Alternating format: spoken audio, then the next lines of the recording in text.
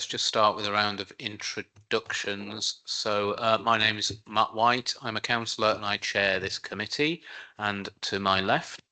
Hi, Councillor Pippa Connor. I'm the Vice Chair on this committee and I chair Adults and Health Scrutiny.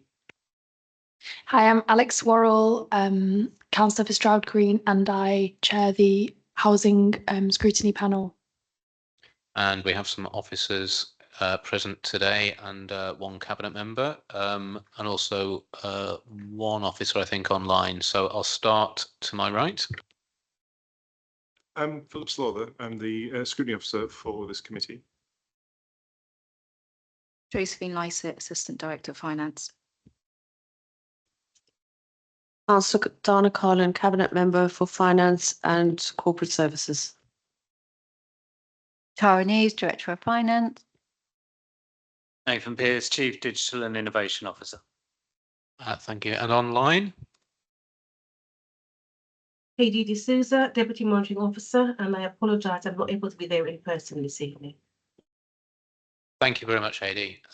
Okay, so item 1 is filming at meetings.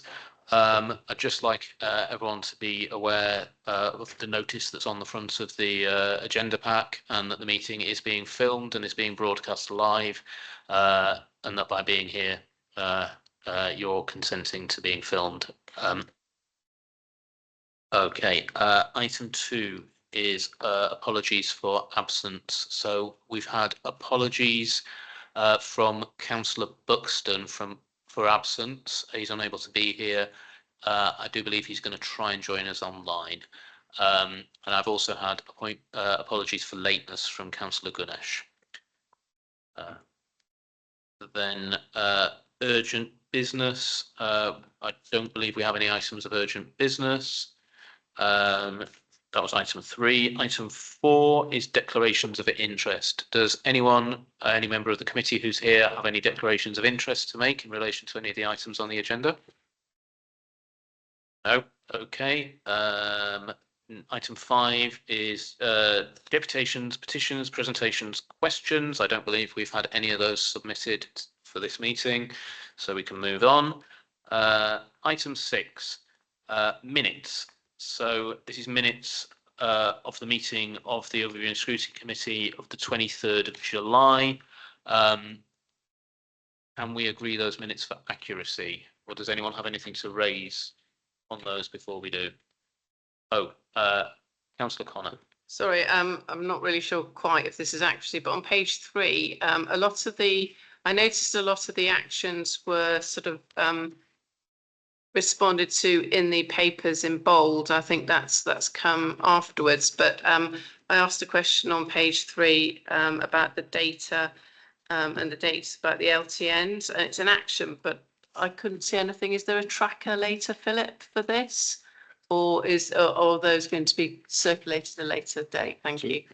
Sorry, there's no tracker in the pack, but if you let me follow up on that after the meeting, and I'll get a written response for. Okay, so that's an action to follow up on that previous action. Thanks. Anything else? Okay, can we agree those minutes as a correct record then? Agreed. Thank you very much. All right, item 7, this is meetings of the scrutiny panels. We've got 5 different sets of minutes here. So this is to receive and note the minutes and to approve any actions that are there in those minutes. So before we formally agree those, does anyone have anything to raise on any of those minutes? It doesn't seem so. Okay, so in that case, can we just receive and note those minutes and approve the actions? Okay, that's agreed. Thank you very much. Right, moving swiftly on to the first of our main items this evening. This is the finance update for Q1 of the current budget year. That's so we've got all the minutes, but the actual item 8 starts on page 63 of the packs, and yeah, we've got quite a number of recommendations here, so just keep those in mind when we're having these discussions. We'll come back to them later. So I would like to ask whether it's Councillor Carlin or Tarin who's going to introduce this, but to keep, please, the introduction fairly brief to allow plenty of time for questions. We've got an hour allocated for this item, and I think we're going to have quite a few questions on it, hopefully. So I know we had quite a discussion at our last meeting on the outturn from the previous year's budget. So it would be good if you could highlight in your introduction any. We're obviously well aware, I wanted to say, of the huge challenges that are facing not just Haringey but all councils in balancing the budget. We had a lot of discussion on that, so it would be good to kind of focus your introductory comments on any changes to the situation, anything new, any further challenges, any improvements, anything that's changed since the last time we discussed the financial situation. Okay, so this is the Q1 update. So it is the report that covers the period April, May, June, the first quarter. And what we do with this report and with the other updates is that we base our spending that the amount of money that we spent, our savings, etc., on Q1, and then look to how that is going to affect us for the rest of the financial year. As we know, we came out of our previous year with an overspend in a number of areas, and we had put into our budget a considerable amount of money to cater for that overspend, which was the prudent thing to do. Specifically, we put in 25.4 million we added into adult health and communities, which includes housing, adult housing demand and children's services budgets, and a further 8.7 million to address inflation, etc. But despite the additional funding that we put into the budget for this financial year, the Q1 update has shown an even further increase in the costs of our services and in the amount of money that we're spending. And so what we have found is that adult social care has increased by another almost at Q1, almost 10 million, 9.7. Children's is showing the increase that came forward very late last year and carries forward into this financial year. Temporary accommodation continues to rise, and then there are a few savings, although we are making most of our savings. Actually, it's a fairly decent. There's a few savings that we're not realizing. As you've alluded to, we are not alone in this. To be in this, we're not the only ones to be in this position. In fact, specifically outer London, within London, although inner London is showing pressures, outer London is showing them even more, and the pressures on London to do with adults and everywhere to do with adults, children, and specifically temporary accommodation, those costs are soaring.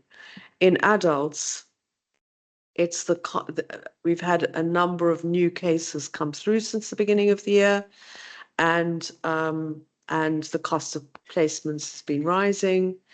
In children's, we know it's been in the press, the problem of very, very high cost children's places, hundreds of thousands of pounds a year.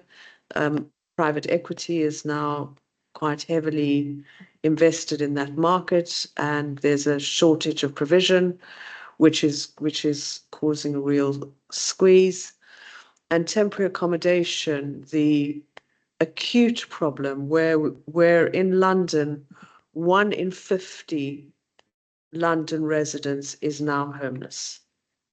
And there just are not there just aren't the properties in the private sector to find for temporary accommodation to place them. And so the accommodation that we do find tends to be very expensive, nightly paid. So although the numbers are not, the numbers of households are fairly similar to where we were a couple of years ago, the cost has gone up a lot. So those are the pressures, and these pressures are now have been extrapolated to what it would look like at the end of the year, and on the back of that, at this point in time, at the end of Q1, we're seeing an additional pressure of £20 million across the year. And that's where we are. So, yeah, we're happy to take questions. It's not, as I said, it's not great, and we are not the only council in this position by any means. We have to do whatever we can to bring down the in-year costs this year, as well as looking to our budget for the next year. Thank you. Okay, thank you very much for your introduction, Councillor Carlin. So what I propose to do is take several rounds of questions and start by looking at the kind of the overall picture, and then the way that the report is structured, we've then got kind of directorate by directorate rundown of what the situation is and what's being done. We then look at the savings from the previous year, and then there's the capital budget as well. So I want to take questions on those in groups, basically. I just wanted to start with a question, really, which is, are we actually fundamentally unable to balance our budget in the long term? I'm just reading the paper. It seems to me that no matter how much money we put into adult social care, children's social care, in the end, we end up overspending, and then we end up with a gap in our budget every year. We address that gap by looking for savings. We aim to meet those savings, but then a lot of those savings don't get met. So it almost feels like we're just getting to the point now where it's not possible for us to balance the budget. I can see, for instance, you say in paragraph 2.7 that there can be no slippage in savings, and yet elsewhere in the report, paragraph 1.8, I think of the so I think I was referring to your introduction to the cabinet report, but then earlier in part 1, in 1.8, it talks about forecasting a 1.3 million overspend in culture, strategy and engagement, predominantly due to slippage in delivering 2 key savings. One of those was a saving that we discussed a lot, which was to do with library opening hours, and we're now saying that that's not going to be delivered in the year that it was intended to be delivered. So sorry that I'm kind of tailing off a little bit, but are we really now in a situation where we're fundamentally unable to balance the budget in the long term? Because because of all the factors that you've talked about in your introduction. Well, I'm going to hand over to the Section 151 officer because I think this is her responsibility to make sure that we are in a position where we can. So yes, Tara. Thank you, Councillor Carlin. So in answer to your question, I wouldn't be saying at this stage that we're not able to balance either next year or in the longer term. There is a lot of work that we've been doing over the summer. I know that the overspend position is showing a 20 million overspend at this stage. So we are using that position now to get a really good estimate about what we think our pressures are going to be going into next year. I always say you will never get a budget exactly right, but we are trying our absolute best to try and use what we know from Q1. Plus, we do monthly monitoring in terms of high risk budget, so particularly adults, children's and housing demand, to use that to look at what we might need both in future years, well, both next year and longer term. On the other side of that, we are also looking at absolutely everything that we spend and the way that we do things as well. So there are always opportunities, and I quite often say that how we do things is categorized into either efficiencies or essentially savings, and we are looking at everything across the board. So from my perspective as 151, that work is very much still underway, and we are still identifying opportunities, and therefore it will only be a point when we feel like we've absolutely done everything that we possibly can that I think we could probably answer that question. So I appreciate it's a really challenging position to be in. We need to go into next year's budget setting based on what we know, but also recognising that there will always be risks and uncertainty. And I think I spoke about this possibly last time when we were talking about the outturn, actually about how do we manage some of that risk and uncertainty going into next year, because it is a really difficult time, but we are trying absolutely to try and get the best indication of what we think our pressures are going forward.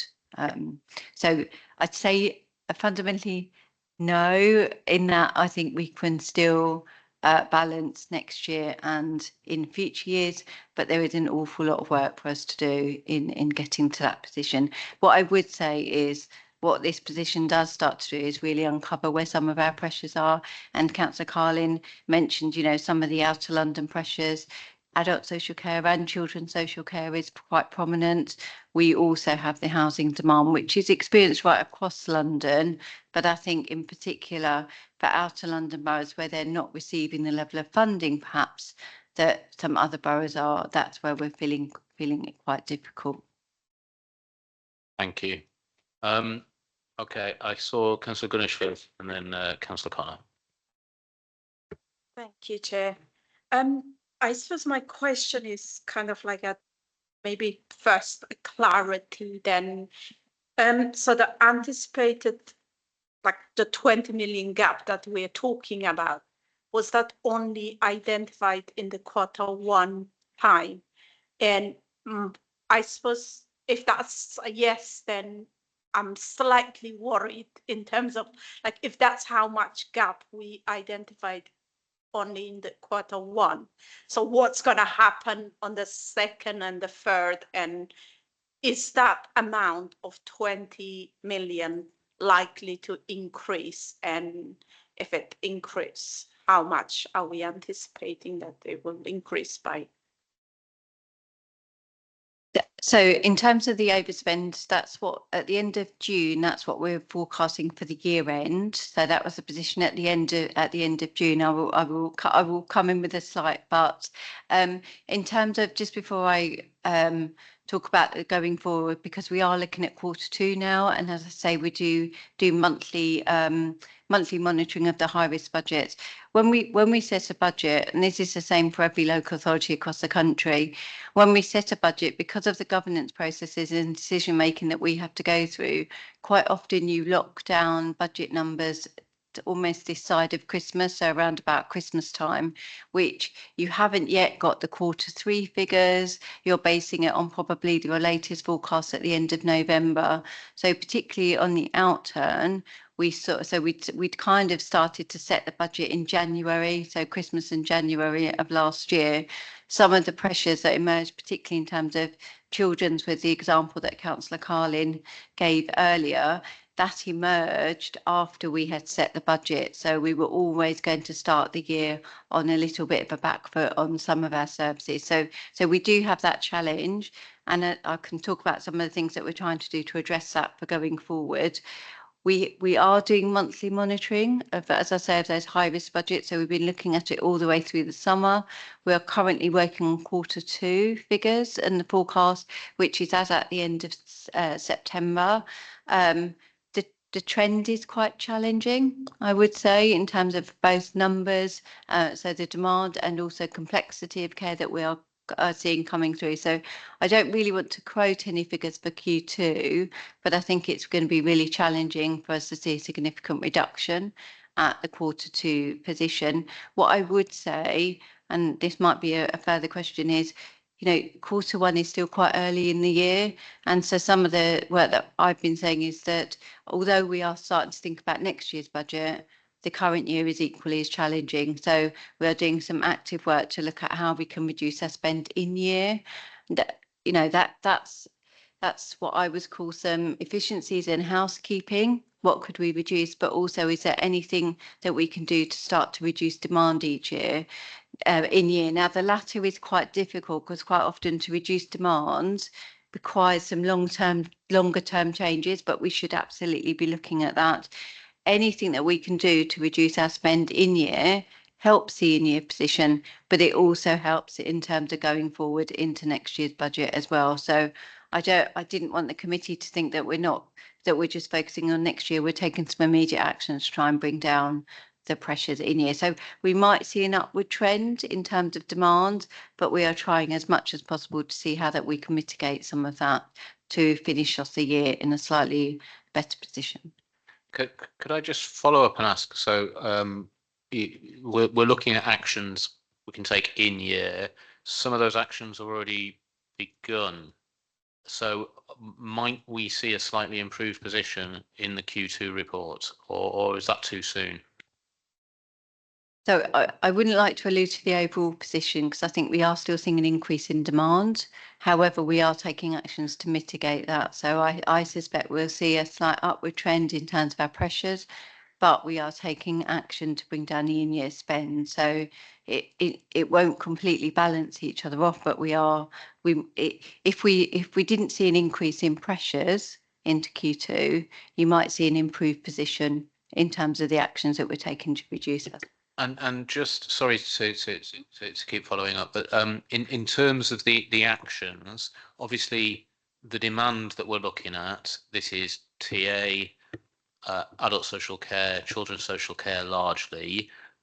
So if we wanted like more detail on the specific actions that are being taken,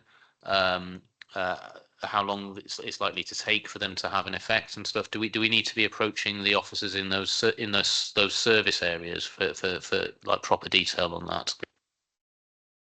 It's probably difficult to go into the specific details in this committee, so we absolutely could do that. What I would say is just to caveat it is there will be opportunities to reduce demand in the year, but sometimes that does take a time to have an impact. So it's really important for future years, but I suspect it won't be an immediate effect on all of the actions, particularly in terms of reducing demand. There are some other actions that we're taking that will have an immediate effect, such as all services are looking at their agency spend. We're looking at what I would call the non-frontline expenditure to see what that we can reduce. So that will have an immediate effect. All I would just say is to caveat that quite often demand doesn't just change overnight, and therefore, quite rightly, there's questions to be asked, and it might be that those questions get asked in scrutiny panels as we go through the budget process, in particular around the specific actions to address demand pressures. Thanks. And obviously, as this is quite a challenging time, we want to keep a close eye on this. So we want to make sure that we do see that Q2 report. Just checking, because that will be going to November cabinet presumably. Oh, it's December. December cabinet. It's Yeah. December cabinet, right? And do the dates of December cabinet, Philip? Are you able to confirm whether the dates of December cabinet and our December meeting, plus any space on our agenda for that meeting, would allow us to see that report then? So December is the cabinet rather is on the 10th of December, and our scrutiny meeting is on the 12th, I believe. Yes, so our scrutiny is on the 12th. So yeah, the papers will be published for cabinet before the other years. Great. Okay, let's try and find let's try and find room on our agenda for that Q2 report then. Is that okay with everybody? Great. Thank you so much for your patience, Councillor Connor. No. Absolutely. So a couple of questions really just on the sort of general thoughts about this. You're saying at 1.3, you're saying about despite considerable efforts, take accurate forecasts, and you go on to say about £20 million overspend. But it goes on in that paragraph at the bottom of that paragraph to say, but does not include any potential contribution from the council's main contingency budget of 7.6 million. So is this because you expect further overspend? And my second question actually comes on to that. So on page 63, at the first part, I think on your recommendations, and there you note there's a £5.1 million drawdown from reserves in this forecast assumption. And then the next point at 2.1.3, you say note that the council's overall levels of reserves is unsustainably low. So I think the question from that is what are you expecting? So two questions. Are you expecting to be able to not take down as much as 5.1, or is that absolutely you're going to need to take that amount out of reserves? And are you expecting the contingency reserve of 7.6 million to cover any other overspends that are coming up? And then finally, just around that, about the capital spend, are we looking as a council at further reductions in our capital spend if we do need to go into reserves in order to relieve the pressure on the revenue budget to mitigate any overspend, and so therefore not having to use our reserves? So you reduce the capital rather than reducing the reserves. Thank you. Okay, thank you. So in terms of paragraph 1.3, so the forecast that you see at the moment doesn't include that drawdown of corporate contingency at 7.6 million. That's not unusual at this time of the year. So from my perspective, all services have been asked to identify actions that they can take in year to bring down their spend. That isn't just the services that are overspending themselves.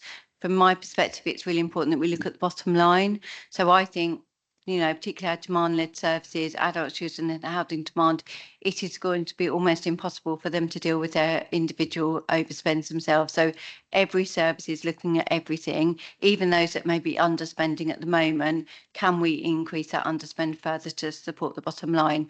So we wouldn't normally bring in the corporate contingency until about Q3, because we need to see the impact of those mitigations that all services are taking. So that doesn't tend to be unusual. If it doesn't move, then we will need to bring that in at the year end.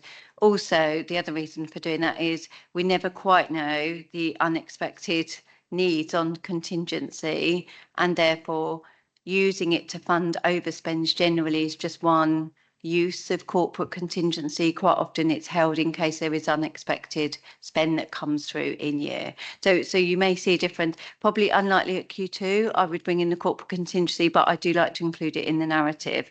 So that's in terms of corporate contingency, but if the figures stay as they are, we absolutely would need to draw it down. In terms of going back to the recommendations at paragraph 2.1, so when the budget was set back in March of 2024, it assumed a budgeted drawdown of reserves of 5.1 million. So that was included in the budget. What that recommendation is saying is that 20 million overspend that you are seeing in Q1 assumes that we bring in that full 5.1 million from reserves. Now, we don't bring in money from reserves until the year end. So the optimist in me would suggest that if all services can identify actions to reduce their overspend. I mean, it is quite a high overspend in year, but if we were in a position where all services could reduce their overspends, identify mitigations, anything we can do to reduce the 5.1 million, of course, we would do at year end. So that's what we should be aiming for. I personally think it's going to be really challenging to not draw down that 5.1 million. So that's what that is saying at that stage. And the next, in terms of 2.1.3, you know, I think I sat here at Outturn and said exactly the same. The levels of reserves that we've got here in Haringey are lower than what we would want. And our aspiration should be over the medium term, and I do mean over the medium term and long term, should be to build up those reserves to manage that risks and uncertainty. So I think what that second 2.1.3 is showing that actually budgeted use of reserves in the way that we have done for 24-25 isn't sustainable in the longer term and isn't where we want to be for future budgets. In terms of the capital programme, so a couple of things on the capital programme. So we do have high levels of slippage. So as part of that, we are doing the annual review of the capital programme to ensure going forward that we have a capital programme that is deliverable and that's affordable. Because although we don't, I always say this, although we don't borrow until we absolutely need to, what we don't want to be doing is budgeting for borrowing costs that we don't necessarily need to have. So that review process is underway to bring forward a revised capital programme that will go through the similar process as the budget. In terms of capital and revenue, unfortunately, the underspend on, so at the moment, the funding of the capital programme is very much around external funding sources, borrowing. It isn't necessarily a contribution from a revenue reserve, which I know, you know, some other authorities do, they have a contribution. That isn't the case here in Haringey. So I suppose savings on the capital programme are because we don't want that level of slippage going forward, as opposed to it being able to directly support our revenue position. Does that cover? Yeah. Thank you. I just wanted to ask kind of regarding the majority of the overspend, which is to do with demand as opposed to undelivered savings, which I think are maybe arguably easier to scrutinise in a way. I recognise that kind of a lot of the spiralling demand and the increased cost in delivering our services is outside of our control or difficult to predict. But I'm just wondering if you think that we could be better at anticipating the scale of demand. I don't know, in terms of like whether we can look at the trend of the demand in adults, for example, over the last couple of years and the way that that's maybe increased more exponentially than we have budgeted for. And then also in terms of what those services and having to provide those services are actually costing us, whether we have weaknesses in terms of maybe taking responsibility for things that we shouldn't be taking responsibility for, the kind of value for money of the types of external providers that we use, agency staff, and yeah, other sort of associated costs where we may be able to have control other than just making people not need the services, which is obviously a longer term issue. Thanks. Just coming first. I agree with you. We did see an increase this year, which wasn't projected for a number of reasons. They were clearing a bit of a backlog. So there's also, they need to do more work around invoicing, so people who need to pay. So there's work to do around that. But it is really important, as Taran has said, that we are able to project and this is being looked at to anticipate this and properly forecast what the spend is going to be. So a lot of work is being done in that area to improve that, because it's not ideal, obviously, when we go into the new financial year, we put in a whole lot of money and then we suddenly get an increase again. Some of it's difficult, but all of those things are being looked at. across the piece. And we are also looking at, for reasons that we're not 100% sure of, we are looking after more people in Haringey than our neighbouring boroughs, and we're not really sure why that's the case. Is it because, more than Enfield, for example, our demographics should be similar? So there is a lot of work already going on to try and understand the reasons for this and what we can do to reduce the demand, which is not to not provide services to people, but is it the way that we're providing services, etc. But there is a lot of work going on in this area to look at that, and to look at at what we do to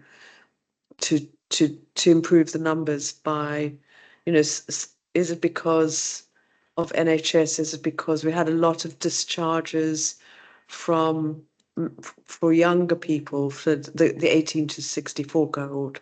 We had a huge number, not huge number, but a substantial number of very complex mental health cases that were discharged. And why are we having these these numbers? But a lot of work is being done in that area to try and identify it. And just really add to the detail. So probably should have said it in the intro. So particularly for adult social care and housing demand, the overspend is driven by demand pressures, but it's also driven by price that we're paying as well. So and actually what we've been doing based on the Q1 is really understanding what those two drivers are. And there is we can see the numbers going up. They're going up higher than what we anticipated when we set the budget. We also know that the price that we're paying to providers, for example, both of those areas are higher than what we budgeted for. So one of the things, and you kind of so that's really kind of the overspend. Just to emphasise, it's not just demand. I think it's absolutely right. Addressing demand, it is, we've been talking about prevention and early intervention for a number of years now, I think, and that argument is still there. So we are looking at absolutely everything from prevention and early intervention right the way through to certainly all the areas that you highlighted, the agency, the work with the providers, the work with with health authorities where we've got jointly funded placements. So all of that is absolutely subject to review as we try to, almost going back to Councillor White's initial question of, can we balance for the medium term? We have to look at all of that. The other thing that I would just say that we're doing over this summer to really understand the pressures that are coming through is trying to move away from an overall number. This is what we think the pressures on these budgets are, but to break it down into almost the drivers. So if I give you an example for adult social care, when we look at numbers, we're not just looking at numbers as a total, we're looking at those that are coming through transition, so coming up from children's, we're looking at the number of us older people, we're allowing for some complexity of care. So quite often we see numbers, we have seen an increase in numbers, but sometimes we don't see the increase in numbers, but the complexity of care is there. So really trying to understand each of those different elements, including inflationary increases, to try to get a slightly more accurate estimate of what we think the pressures are going to go through. We do, we're starting to do, or we have been doing scenario planning, a best case and a worst case, particularly in terms of housing demand. And we will need to make a judgment call when we set the budget around where do we go along that spectrum, because what I do know is that we won't get it exactly right. So we will need to make a judgment about how much risk we are carrying in the forecasts that we make, both for pressures, but also for delivery of savings as well. So I suppose we're just trying to delve into the detail a lot more a lot more, so that we don't just come up with a single figure, that we really understand, so that when we go through the following year, if we are still seeing an overspend, we've got greater clarity in terms of which assumption was it we didn't get quite right? Because the likelihood is you won't get every assumption wrong and you won't get every assumption right. But I think it's really important to be able to explain to committees like this why we've got the overspend that we have. But we are, just to give you that assurance, we're looking at everything that we directly control, but also those areas maybe where we influence, particularly that relationship with providers and health. Thanks. Just in terms of the long-term picture, because I think we've heard obviously that the demand and the complexity of the issues that we need to deal with is part of the picture, but we've also heard that part of the picture is the fact that we now are in a situation where we rely so much on the private sector for all three of these big demand areas, and that some of these, some of these suppliers are owned by private equity companies. All this is some of it is the money is being squirreled off overseas into into who knows where bank accounts. But these are services that historically were provided by the state. So I suppose my question is, and I have asked this question before, but I'd quite like your view on this as a finance officer. If part of the problem is that the cost of these services is so high because we're at the mercy of the market, surely then there is a long-term case for invest to save in bringing some of these services back in-house in the long term. So what I'd like to know really is, what are the financial barriers to us doing that? Because surely we're able to borrow the money and I know we're looking hard at our capital program, but if the saving that will be accrued is going to outweigh the cost of borrowing the money, what are the barriers? Is the barrier the risk? Is the barrier the long-term nature of the benefit and the fact that the money would have to start being spent so soon, and we just we're not in a financial position to wait to get the benefit? What's the problem, and how can this be solved?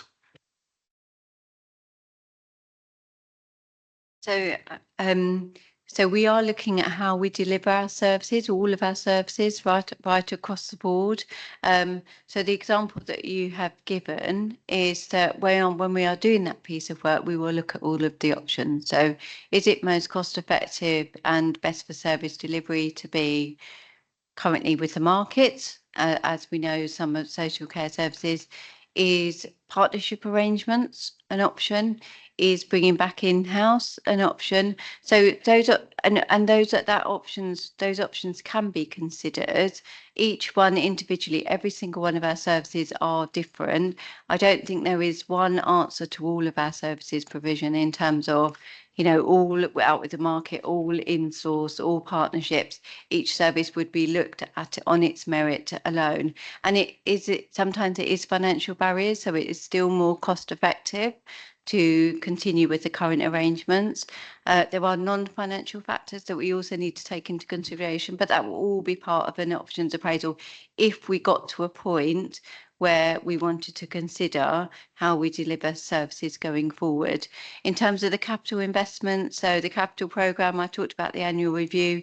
If there is an invest to save opportunity there, then we would consider that on its own merit as part of the annual review, particularly if it is expected to deliver savings on the revenue budget, or alternatively to generate income. So our capital programme quite often, will include some investor save opportunities, but that should get picked up as part of the annual review programme. But I suppose to give you the assurance that there's probably no one size fits all for all of our services, because they're so different, and we would consider consider the options for each if we got to that point. Yeah, I mean, We have had proposals in the budget previously which haven't come to fruition. As Torrin said, each proposal needs to be looked at in terms of the business case and whether it is going to save us money or isn't going to. I know, for example, in terms of housing demand, there's been a big push to, as you know, to put a 80 room site with rooms that can interlock and things like that on Station Road, but next to Ali Pali Station. And unfortunately, they've gone out twice on that proposal, and to build a modular unit there, and the modular companies have been struggling, and both times it's fallen down. Their companies have gone under, just stopped not being able to produce. So they're still looking at that, and there've been other proposals in terms of both adults and children's. We know we opened one children's home already.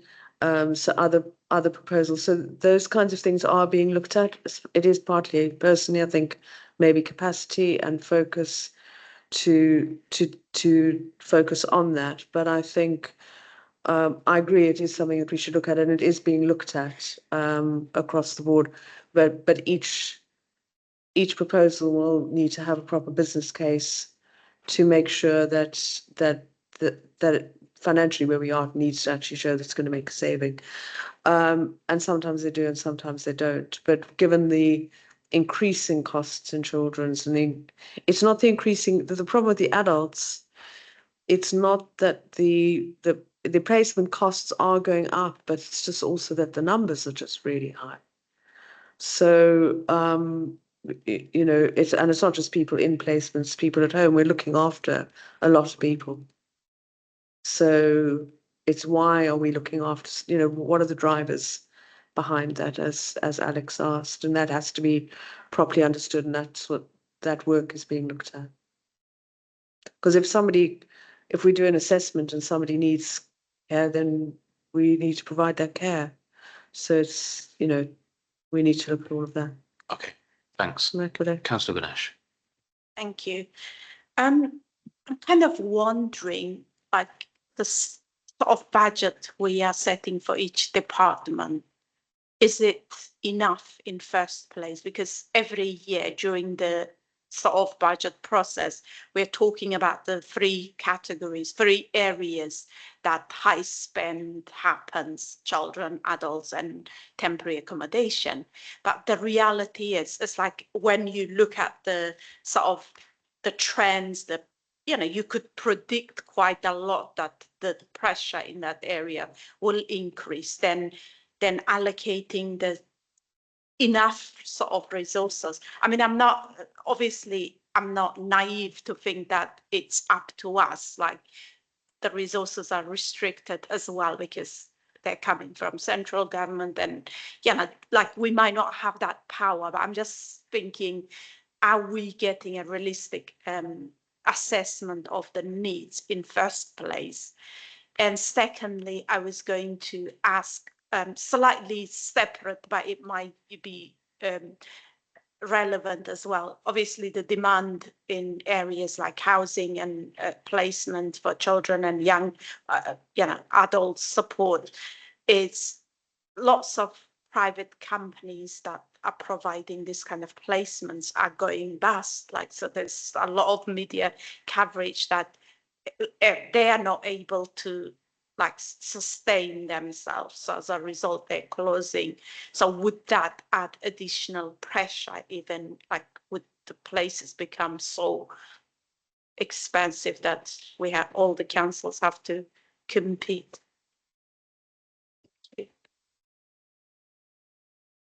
So just coming in on the first question. So we each year I do, in terms of budget setting, we do try and separate out pressures and savings. So what we aim to do when we set a budget, so when I recommend a budget to cabinet and cabinet recommends a budget to council, is we are recommending a budget that we believe is achievable based on how much that we have put into the budget. So the work that we do, and I can't necessarily talk about last year, but certainly this year, the work that we've done is really trying to estimate what those pressures are. So not netting off savings or anything, getting a real true picture of what pressures are, almost a do nothing scenario.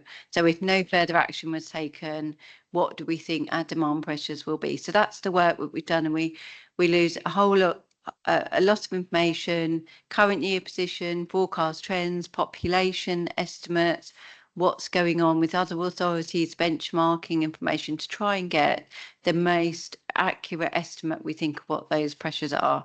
That essentially increases how much budget we need to put into each of those services. And what it does therefore leave is then that budget gap, which is where the identification of savings would be. What we don't do is, or what we haven't done in certainly the process that we're going through at the moment, is to say set targets for the individual services, because actually we know that almost 70% of our spending is in social care and housing demand. And that's always the areas where pressures are. So we've avoided that because I think it is really difficult. We have to get to a realistic budget for those services that are demand led. So we do absolutely try to set the most realistic budget that we think is achievable. We can see from the Q1 we don't always get it right, and possibly I'll be sitting here this time next year saying to you, I hope it won't be as significant as 20 million, but I hope that, you know, I may be sitting here saying to you, actually, do you remember that assumption that we talked about when we set the budget in the autumn? We didn't get it quite right because of X, Y, and Z. And I think what's really important is that what we want to get to is a position that we can explain which of our assumptions we didn't get right and why. So in answer to your question, we do try to build enough money into service budgets each year. The approach that we take isn't here's your budget and you have to live within your budget, because we know particularly for demand-led services that isn't very realistic, because we've seen both the demand and the price goes up. In terms of external companies, and you refer to them as almost having to come out of the market because of their financial stability. That is a risk we are facing. So when we award our contracts, we go through quite strict due diligence on their financial stability, and they need to pass a series of tests before we would think about awarding a contract. We do also keep an eye on contracts. So if we've got any concerns about any providers, we will be keeping an eye to our contract management meetings. If there is a risk of a particular provider coming out of the market, and that is a risk that we face. I'm not sure it's quite a big risk here in Haringey, but we do know that it's elsewhere. Then we will need to put contingencies in plan, but we do everything we possibly can to test that financial viability before we award the contract and keep track of it. But it's a risk that we're living with all the time. We won't alleviate it completely, but hopefully we've got the controls and the mitigations in place. Okay, thank you. So I'm conscious we've got about 15 minutes left scheduled for this report. There is quite a lot of detail in the papers. So we've got kind of between pages 78 and 85, appendices 1 and 2 kind of run through the revenue budget in the various directorates, the dedicated schools grant and the HRA, giving their position, Q1 position, and a bit of narrative as to where that where the figures given there come from and what's being done to address any overspend. So does anyone have any specific questions on that section of the report? Councillor Connor. 70 to 85. 70 to 85. Councillor Connor. Yeah, and I don't mind these being pithy answers, so don't So I'm aware of the time constraints that we have tonight. So in Appendix 1, page 81, I just wanted to hone in a bit on what you're saying about the how we're always looking at the adult social care budget and constantly evaluating it. The thing is, I've heard this almost identical, and this is nothing to do with yourself because obviously you're new here, but I mean, so the bit that I'm just going to challenge back in on one of the comments that are made, it said the risks associated with delivery of savings for adult social care, which have been closely monitored by the Adults Change Board, and mitigation plans are in place to ensure any current savings are not likely to be met, are negated through other overachievements of other current year savings or by way of new savings. So I just really wanted to understand, and I'm very happy to take it as a written answer if that's too much detail for tonight, but what is this Adults Change Board actually doing, and has it got the staffing? I don't know who's on that, so I don't know what level grade people are at this, but have they got the ability to actually challenge as they go through? Because I think I'm just a bit concerned that we do hear this every year, you know, and I completely get that people are really trying, but I just want to know if they've got the back, you know, the support from the directors to actually really say, well, we need to do that. And the second question I wanted to ask on page 83 on Appendix 1, it's around HRA. So it says there's a forecast underachievement of rental income due to buoyed turnaround performance, and that's costing us over £1 million. And there's a shortfall in the collection of service charges. So that's an underachievement of HRA tenant service charges of £731,000. So my question is on that, why haven't these mitigations outlined in this report? So you then go on to identify a number of mitigations under each of those, which I won't read out. But why haven't those already been put in place, and why haven't they been done in previous years? So this sounds to me like this is a running problem, and my concern is, have they only just been identified, because they're substantive figures in this area? And then final one is on disrepair. And it says the council's taken action to mitigate the number of disrepair cases through hiring in-house lawyers. And it goes on to say, so it's led to a significant number of cases being closed, and over 600 cases have now been allocated for works. Again, that sounds, and I know we've bought housing in-house, but it's that level of oversight. Why have we suddenly had to now 600 cases allocated for work? That's a huge figure. Have we got the staffing to be able to actually do those disrepair works? And again, it's around oversight, and this concerns me. It feels like this has been a long-term ongoing problem, and somehow it's only just come to light in this way. I have to say, I'm just going to say now, I think this report has been really clear. It's really helpful, and myself from scrutinising it, so I really appreciate it, but it does then lead to those questions. Thank you. If I can come in for a couple, because I was updated, certainly in terms of housing.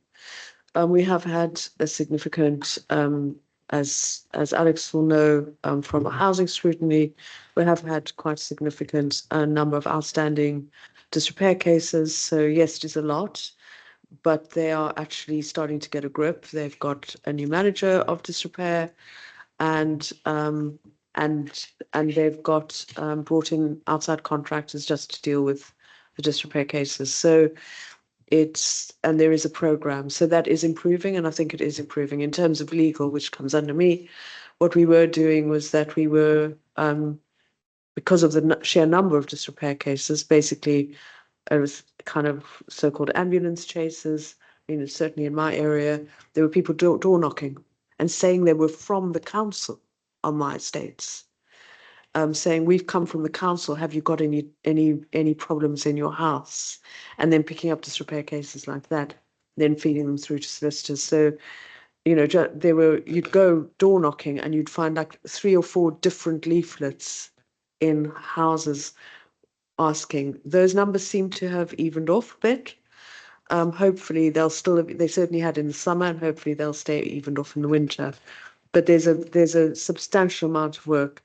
In terms of the voids, one of the big problems that we've had with voids is that we've been clearing voids, but we have a policy of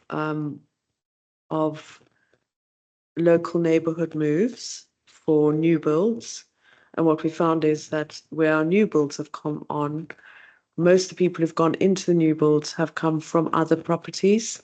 And we've even allowed that policy allows same, so 2-bed to 2-bed, exactly the same, but to a new build.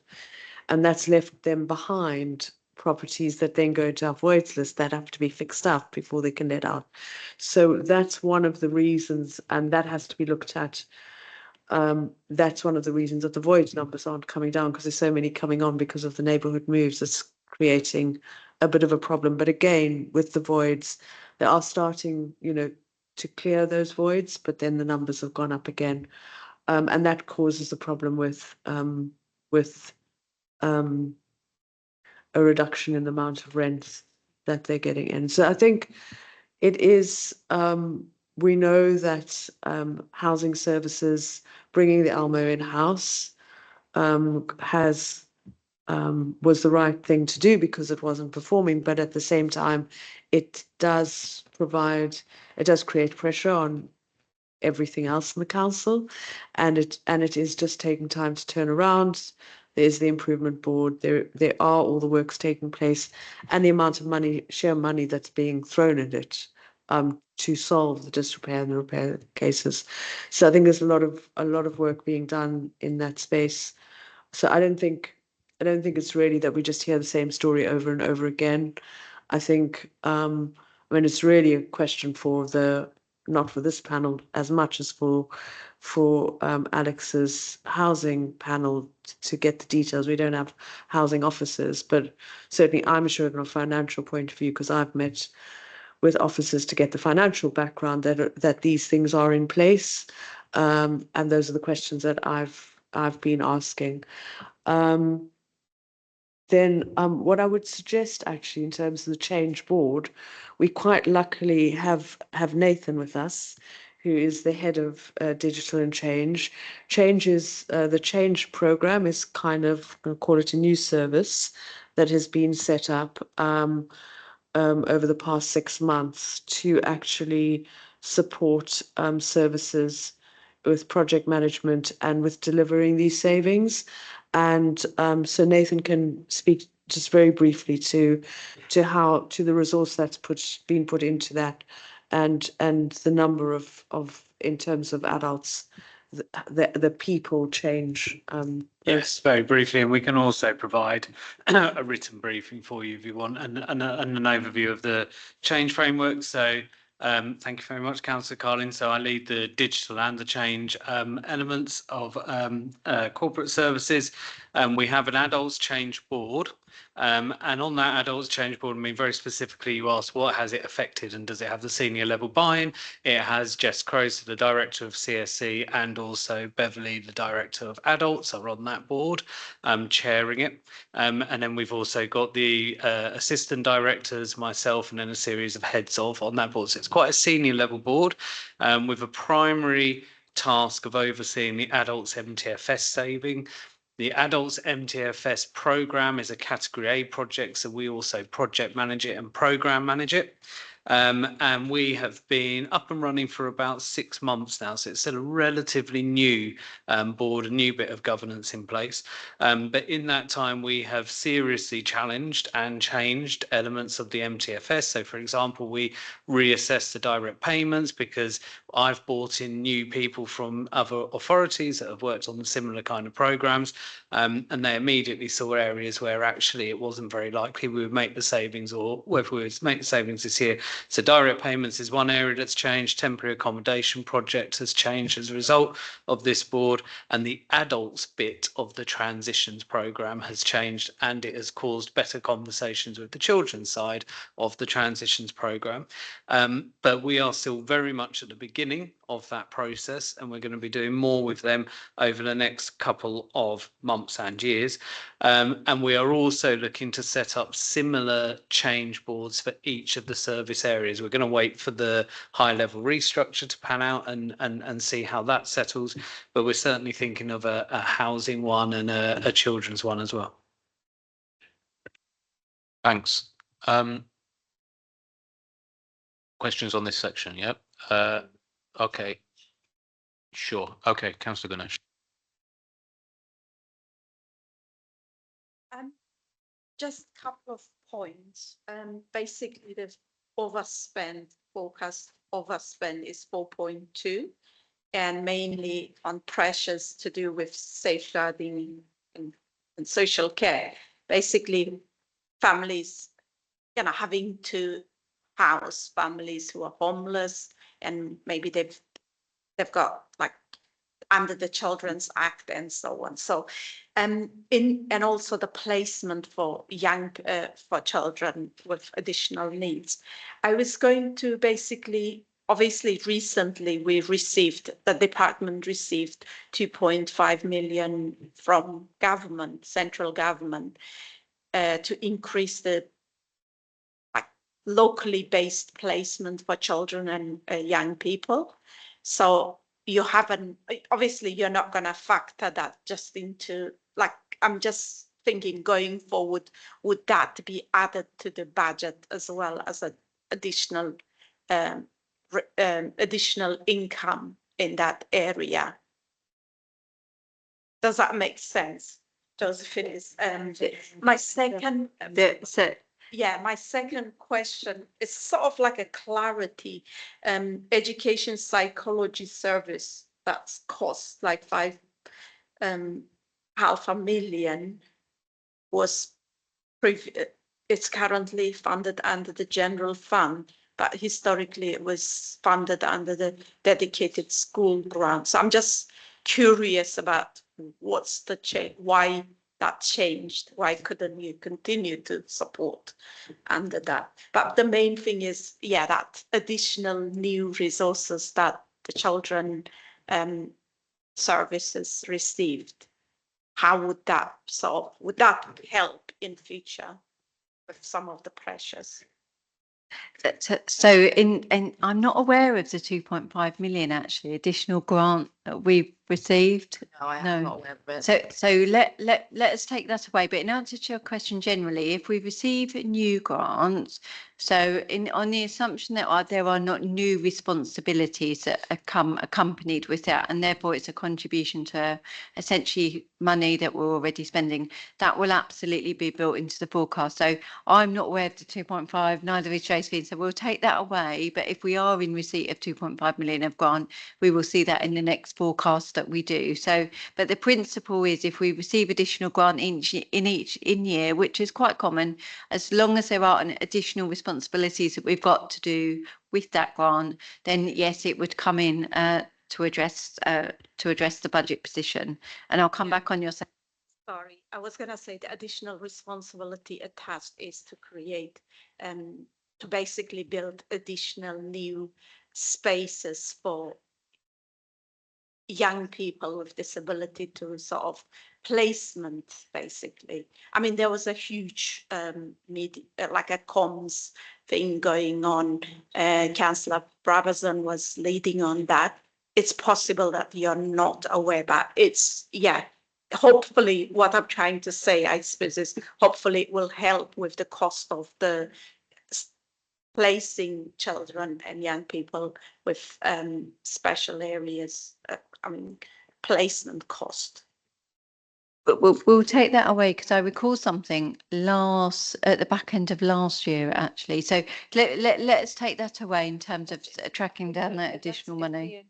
Yeah. It's not to do with placement. No. In social care for children, it's slightly different. It's SEND places in schools. So we got a grant, I remember now, which was Capital grant? Sorry. It was units, maybe? Okay. Yeah. If it's a capital grant, but either way, it will go towards, even if it was revenue, it would be part of the dedicated schools grant, the high needs block. Just in response to your second question around the 550,000, we had that at outturn as well, so that isn't new for the current year. So back in outturn of 23-24, you'll recall actually the overspend on children's at the outturn was very much largely the same as what we're seeing here at Q1. We weren't the only authority that was charging that to the DSG, but changing guidance suggests that there should be a general fund pressure. I know certainly in my previous authority, we had exactly the same situation. So I think typically the guidance indicated that we could charge to the DSG, but further tighter guidance has implied that it's a general fund cost. So that will be a pressure going forward. So you saw it at outturn, you're seeing it in the current year. When we get to setting the budget for next year, we will need to build that as a pressure into the children's budget. And that is, like I say, a general fund funded budget. Thanks. Councillor Worrell, you have some questions. Thank you. My first question was just about the risk that you've identified about potential further pressures coming from housing benefit overpayments, which would be in the environment and resident experience budget, I think. I just wondered, like, kind of how and when we're going to know about the extent of that, and why is it that we're sort of quite unable to predict at this point? So the part in the report where it refers to is actually on page 70 at 6.7. That was my first point. My second point was just regarding pressures in the HRA. I know that the kind of industrial disputes with the repairs workers, it's kind of a sensitive matter, which isn't really for us to speak about that publicly, but like, I guess from my housing scrutiny perspective, I'm not really sure of what kind of an impact that is having on overspend in repairs, whether it is having an impact. I presume it is. So I don't know if it's for now, but maybe just like a request for a bit of information about that, because I think I'm not quite sure about, in terms of the drivers of repairs overspend, how much of an impact is the industrial dispute having on it, as opposed to kind of generally just like the huge backlog in number of jobs and the sort of delays. Yeah, so just that would be kind of a request for more information, whether that's kind of in writing or at my next panel meeting or whatever. Thanks. Thanks. So just on the second, maybe if I take that away as an action, I was going to suggest actually maybe taking into your panel discussion, because you'll have the right officers around the table to be able to provide the details. So perhaps you can do a very short summary for the minutes of this meeting, given the question was asked, and probably a topic of discussion for your panel meeting. Thanks. In terms of the risks that I've highlighted on page 70, so you will probably get used to my style going forward. I try to avoid surprises wherever possible. So there were a number of areas where at Q1, it was suggesting to me that there was a risk, but it was almost impossible to quantify it at this stage or put a figure on it. And therefore, you will hopefully get used to the reports that quite often I use the narrative to allude to where some of the risks and the issues might be, so that at least, well, we're having this conversation at Q1. We will review each of those bullet points, not just the housing benefit, at Q2 to see if we are in a position now that has that risk emerged? Has it not? Can we put a figure on it? Can we not? If we can't, why not? What is it more likely? So we will take a view on that as part of Q2. But for me, it was about not just, it was trying to avoid new areas emerging in Q2 that we probably have got some indication on for Q1.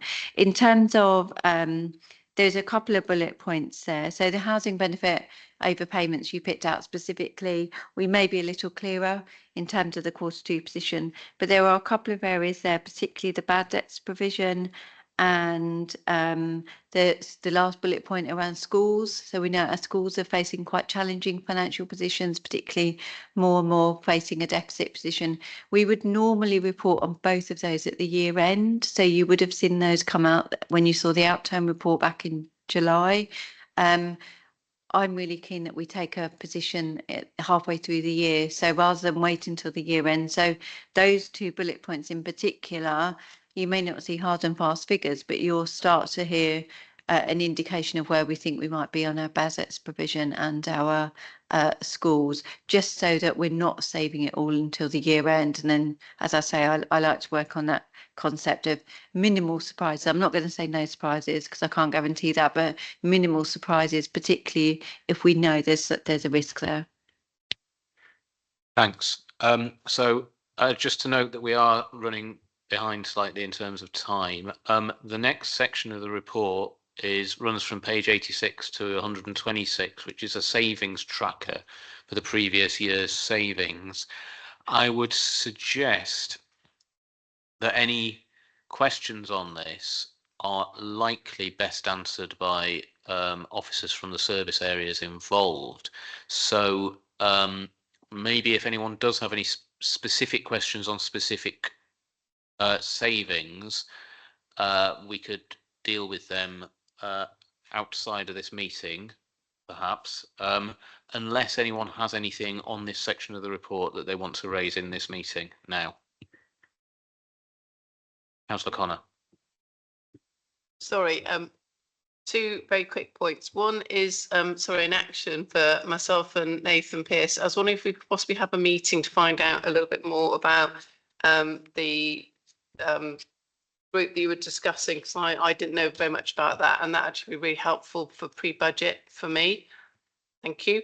The second one is on page 121, and I've heard what Councillor White said about the details around, so I don't want the details on the answer. I think I just wanted to raise a concern.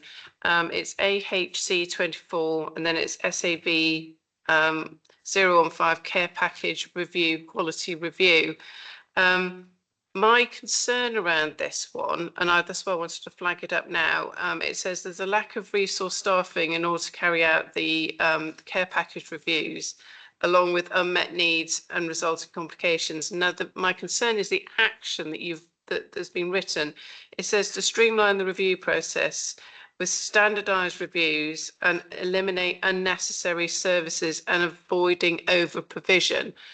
That raises a bit of an alarm bell for me, because I'm just concerned that people are going to have, you can have so much and then we're going to slice off that extra bit because we haven't got the money, or we haven't got the staff to do. They're going to be standardised reviews, so they're not going to really understand and do that more specialist approach and actually get to the heart of what those people need.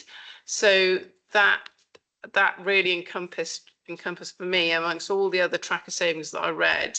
I just wanted to really, and I don't need the answer tonight, but I just that raised concerns. Thank you. Oh, I've still got my microphone on. So can we get an answer outside the meeting? Yeah. Thank you very much. Okay, thanks for raising that.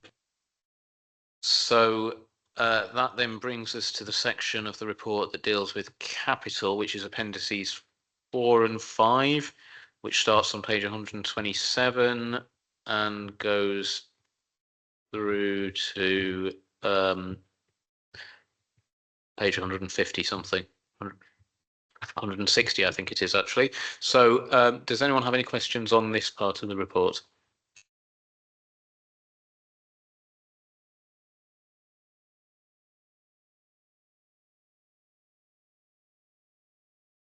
Councillor Connor. A very quick one.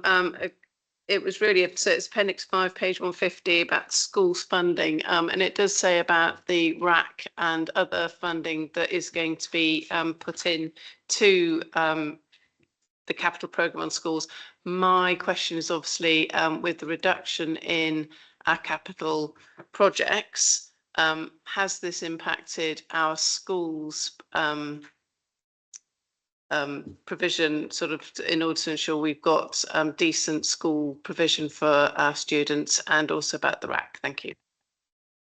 So just to be clear, that appendix 4 is, I think, changes to the capital programme, and appendix 5 is the revised capital programme, and you're looking at something in appendix 5. But yeah, just to confirm, is the answer to Councillor Connor's question. Yeah, so Appendix 4 is the capital programme in the current year. So the current budget. Appendix 5 then looks at what that means then for the next 5 years for the capital programme. So just in year and going forward, there's no plan changes certainly in the current year, no plan changes to the schools, the capital schemes relating to schools. Now there is some slippage, so there will be schemes that maybe aren't quite delivering in terms of timescales, but there's no plan changes. That's purely around the scheme itself and the delivery plan.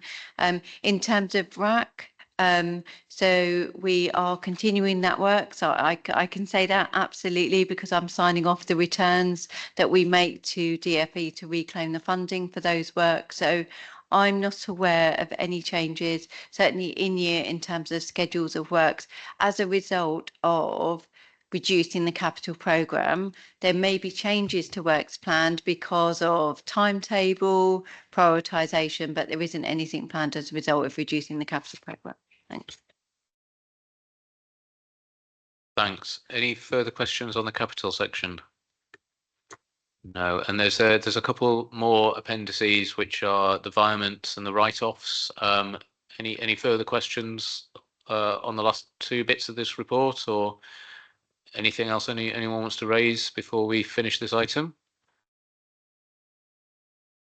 Okay, right. Thank you very much.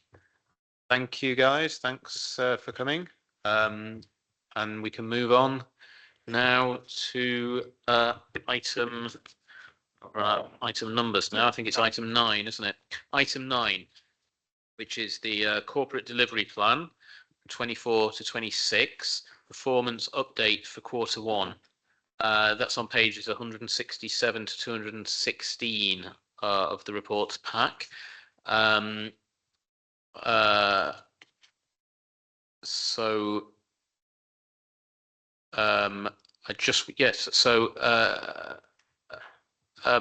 Yes, we've got Nathan here to introduce this report, I believe. Hello, thank you very much. Hi. I'll keep this fairly brief. This is the hi everyone, by the way, Nathan Pearce, Chief Digital and Innovation Officer. Our previous reports on the corporate delivery plan would have been given by Claire McCartney, the AD for strategy. But recently, the performance and BI team, I say recently, about 5 months ago, the performance and BI team moved over to my department, which is headed up by Margaret, who's online as well. So I will be doing these reports both to Cabinet and to Overview and Scrutiny Committee from here on in. On the performance reporting of the corporate delivery plan, the strategy team and Claire's team still develop and update and maintain the corporate delivery plan.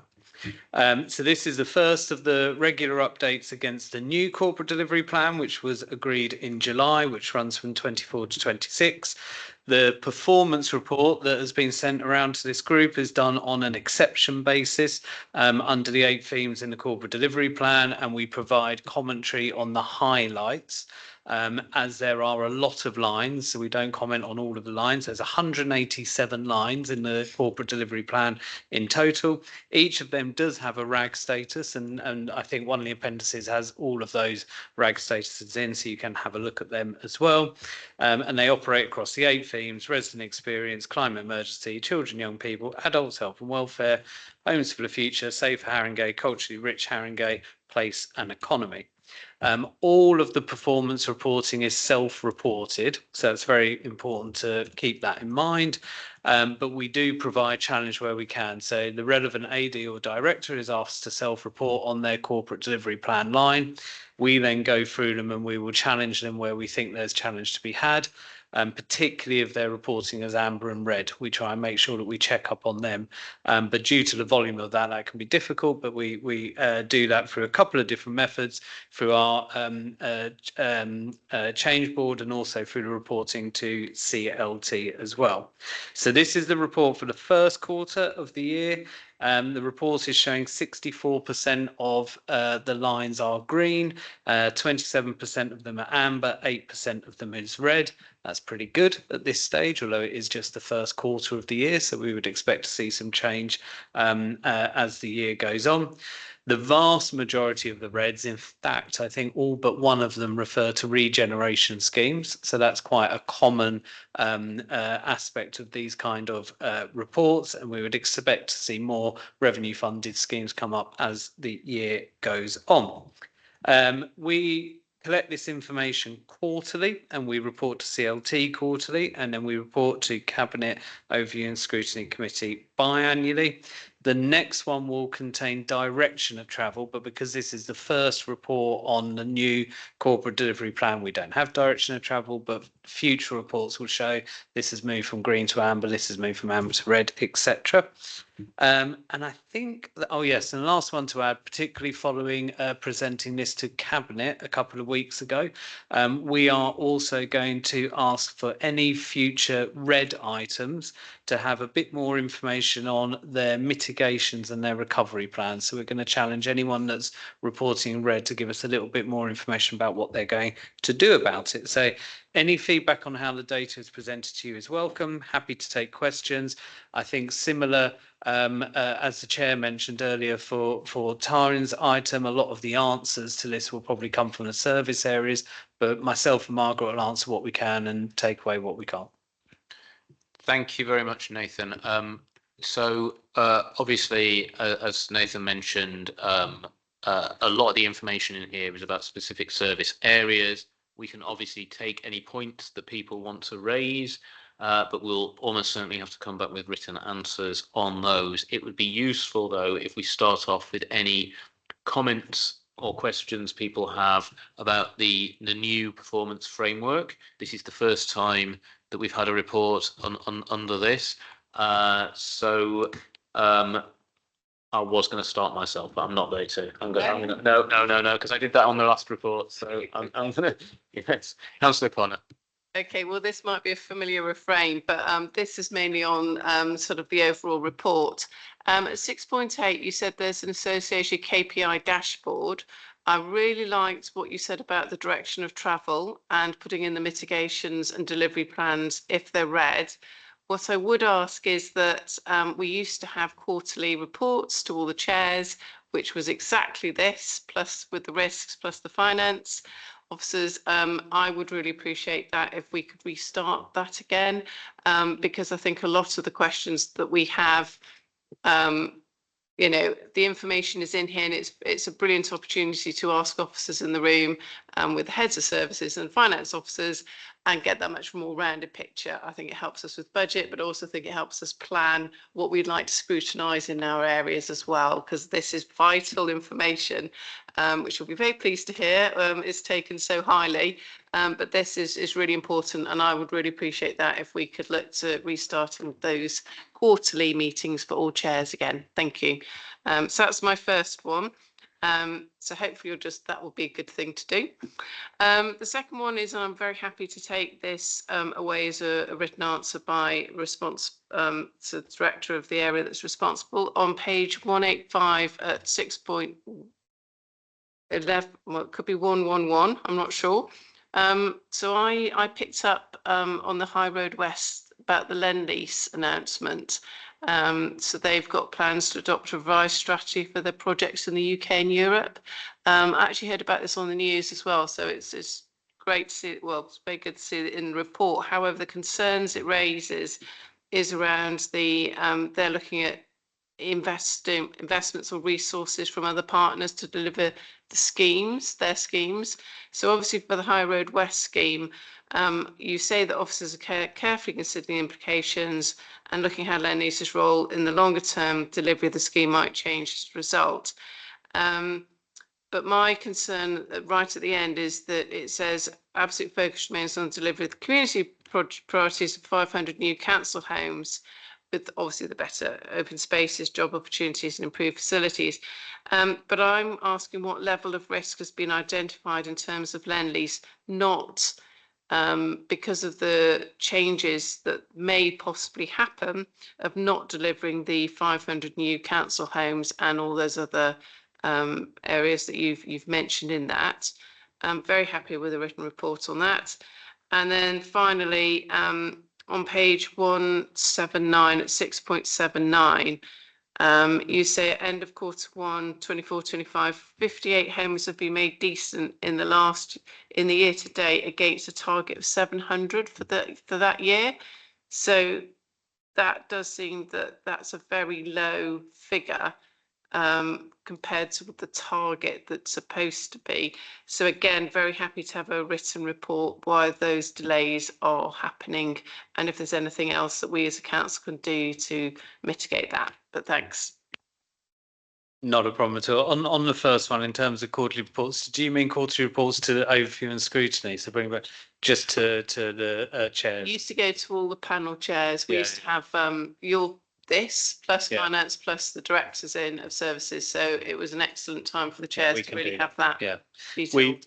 we generate this quarterly, as I mentioned anyway. So yeah, we can definitely do that. And then with the other two, I'll follow up with the housing director. Great, thanks. Any questions?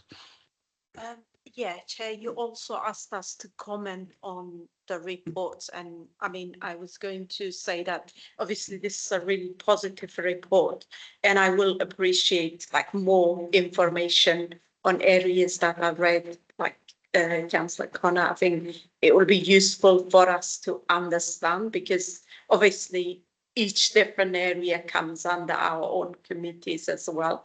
It will be good to have a good understanding. This was a positive read, obviously, and 64% on track of like delivering our corporate deliveries. It's a positive development, like following the first kind of report. I just wanted to, I suppose, not to kind of draw us back to the budget process, but kind of what's the implication of the future? Like, we know that obviously there will need to be savings, there need to be, we need to effectively set a budget, a balanced budget. What would be the implication of the current financial situation on our corporate delivery going forward? Okay, so I mean, in terms of the impact that our financial situation will have on it, I guess it's going to result in some things will need to be reviewed over the coming years to see if they align to the MTFS program, they align to the savings program.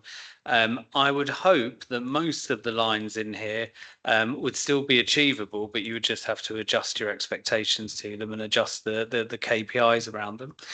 It should also be added that we have a separate line of reports and a separate group of projects which are called our Category A programs. And the Category A projects are those that are supported by my change team, and we report to CLT at the same time on those Category A programs. And those projects are much more specifically focused on savings, and they change a bit more because they're not public facing projects. They're projects that we resource to ensure that we're supporting the adults MTFS, for example, or the housing improvement plan. So we do report on saving specifics projects separately. The corporate delivery plan is all public, so this is a different kind of level of reporting. But I guess, I mean, I'd look to Taryn on this a little bit in terms of any changes to the corporate delivery plan as a result of our financial situation. That would need to go to CLT or Cabinet for sign-off.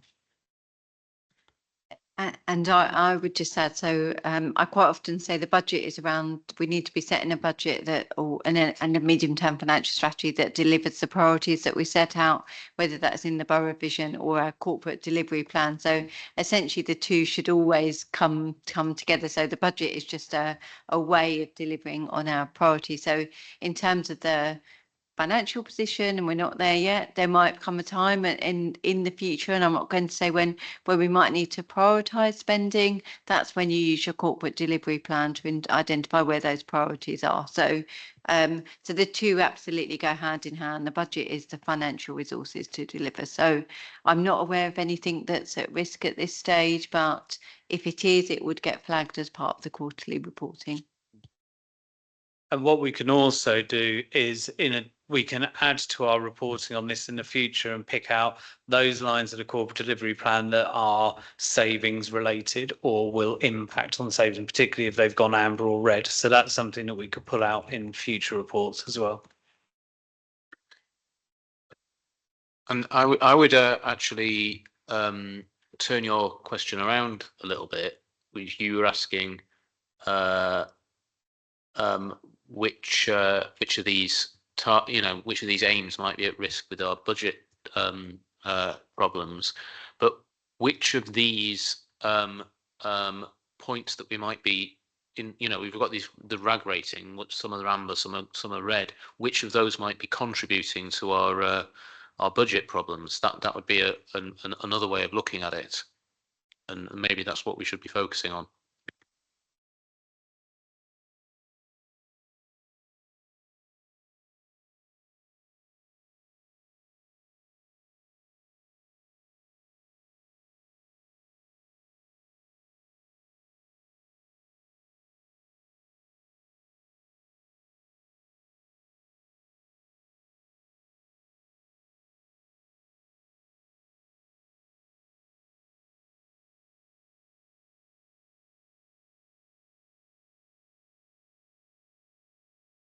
That's great. And I suppose, sorry, Terry.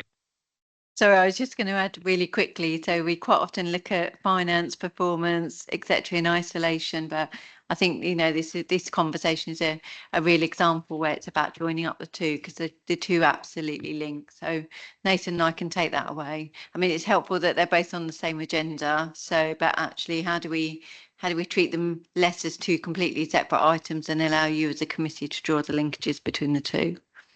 Great, thanks. And of course, our corporate delivery plan is about delivering for our residents, but making sure that our finances balance is a huge part of that. So maybe we need to be thinking also about how some of those corporate aims are set out in a way that help us to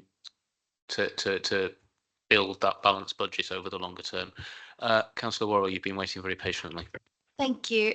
First, just like a general comment on how it's presented. I think I agree it's broadly very useful to have it in this form. I think one thing that I'd maybe ask for further, that I think would benefit from more detail, is there's quite a few references where things are amber or red to no allocated budget being in place.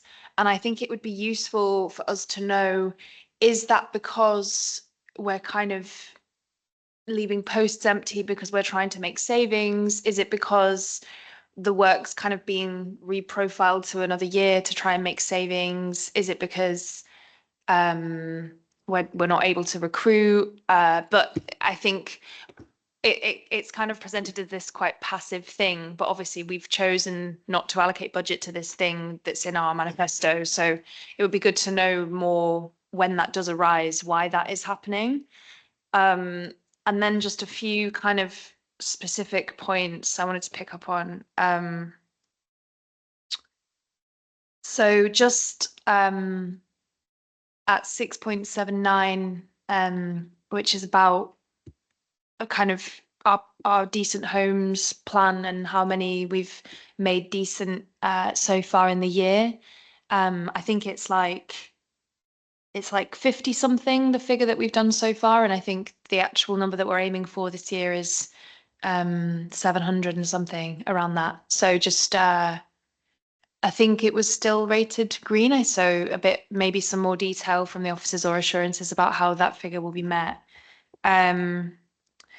And then just, yeah, maybe this is another kind of broader point, but obviously with the way that the information is presented, we've got deliver the housing improvement plan kind of just as one thing, which is kind of currently rated green.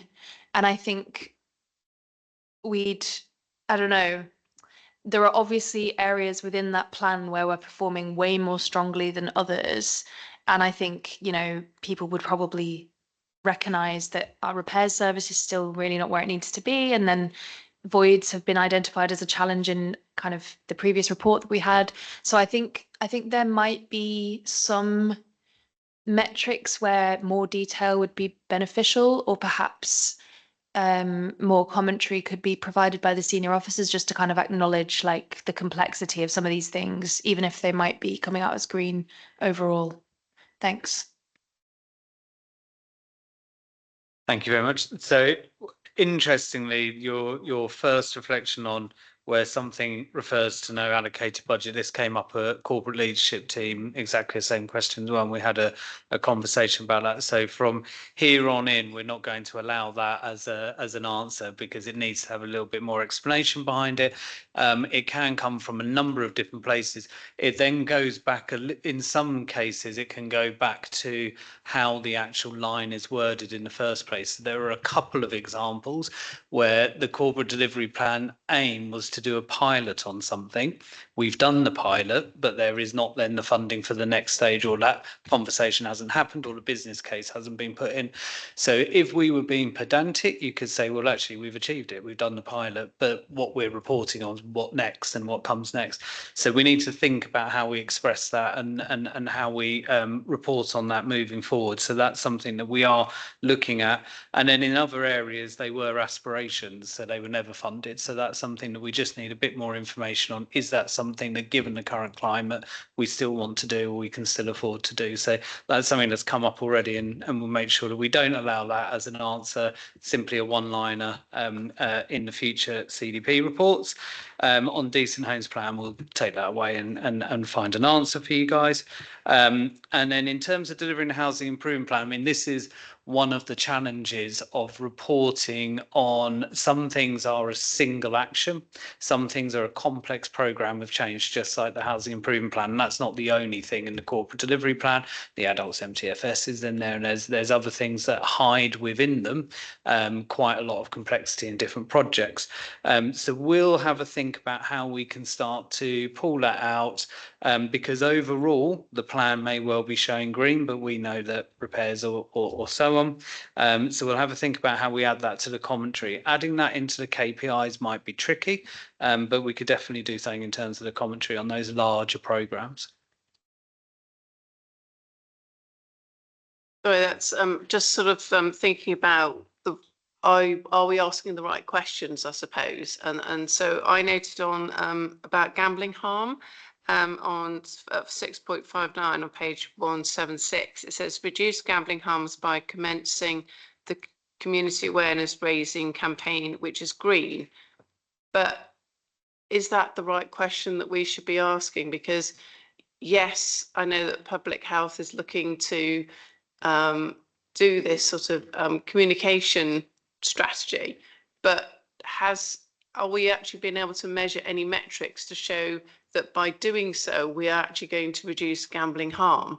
So if you say reducing gambling harm, how is, are we actually measuring that? And if we haven't measured it yet, then should it be green at this point? So I think I know that may sound a bit pedantic, but I think it comes from a scrutiny that we did about actually should we be looking at commissioning some research to support our licensing officers stopping or trying to prevent gambling organisations from opening up on one high street and sort of swamping the area in that way. So I think, to me, that always looks a bit concerning when you sort of see reducing gambling harm green. I know it's about that communication bit, but we haven't measured it, so that communication might not change anything. We might communicate as much as we like, absolutely makes no difference whatsoever to gambling harm. So it's kind of how we sort of really look at that. Anyway, I just thought I'd raise it, and then probably and my last one point is just what Taryn said about the finance being so important in this opportunity to have this conversation. And I think if we have these quarterly meetings, these are things we can hone in on a lot more effectively with you guys in the room and give a bit more time to, rather than trying to fit it into a very busy OSC meeting. But I think it's just looking at the wording and what we're actually trying to achieve. Thank you.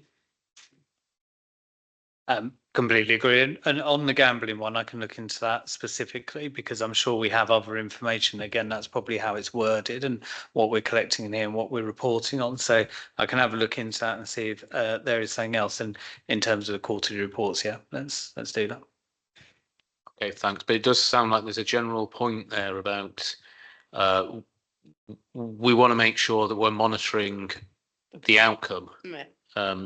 And that there are metrics involved there when we've got points in the corporate delivery plan. Okay. Do we have any more questions? Go ahead. It's the work on successful delivery of civic centre, and that's like it's on amber category. Positive direction of travel on this program being reported as amber on both the change and capital program reports as at July. So does that mean it's like amber, it's basically slowly being built, or there's a clear plan in place that will, I mean, I'm just like, when you pass the site, when you look at it, it feels like it should be red because nothing is really happening. So I'm just quite curious to understand that a little bit more, why it's been amber. Is it on course to be developed and soon maybe like that there's a time frame and so on? I think it would be useful to get an actual report on, it's really specific on where the civic centre is.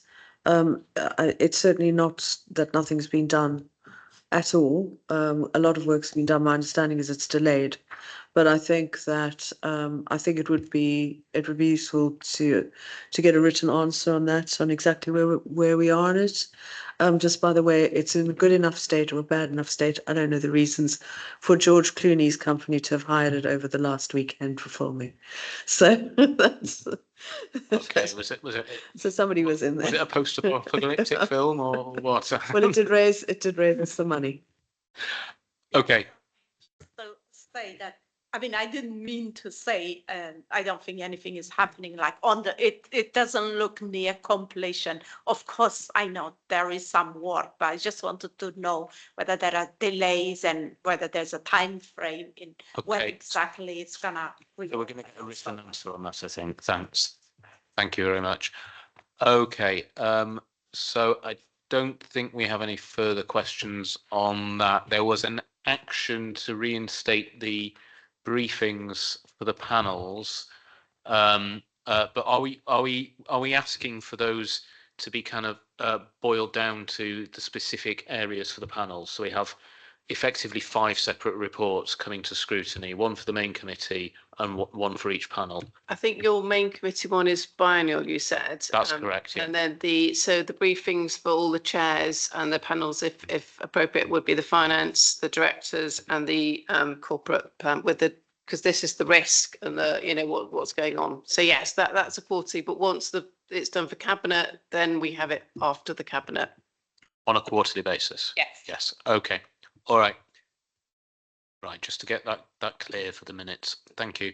Okay, thank you very much. That's it for that item. Thank you very much to the officers for coming and to Councillor Carlin. We've just got our discussion on our work programme to do before we can finish the meeting. So, Philip, are you going to, because we were going to talk about the outcome of the Scrutiny Cafe, which was 3 or 4 weeks ago, very successful Scrutiny Cafe that we had.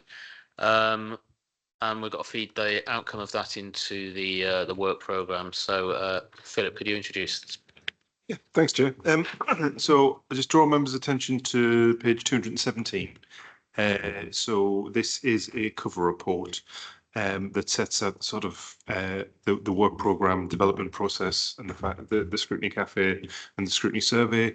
The results from the Scrutiny Survey and the Scrutiny Cafe have been included in the appendices to this report. So they've been sort of grouped into themes for each panel, and the top 4 or 5 outcomes are listed there, and they're set against the priorities given in the Scrutiny Survey. The idea being that the panel chairs and members of the panel can look at it and see easily, what the key highlights were. So for the main committee, members have already met and discussed the feedback from that meeting, and that has been incorporated into a draft work plan, which is in your packs and appendices.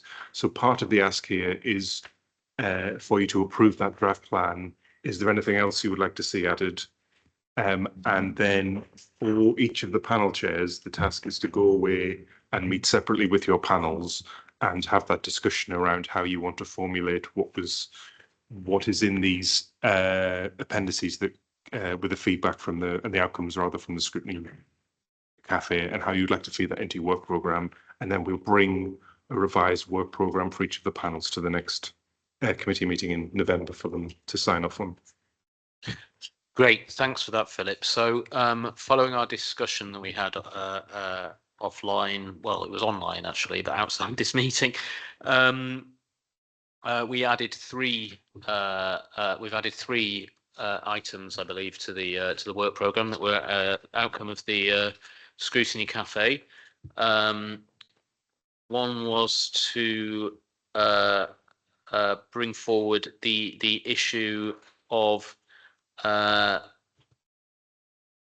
it was to do with the way we collect our debts, but also how people get into debt in the first place, and how the council is dealing with that through the ethical debt policy. So we've added that to the meeting for the December meeting. Yeah. Then there was also a lot of concern about the disproportionately high level of unemployment in the borough, and low levels of wages, the high level of insecurity of work in the borough.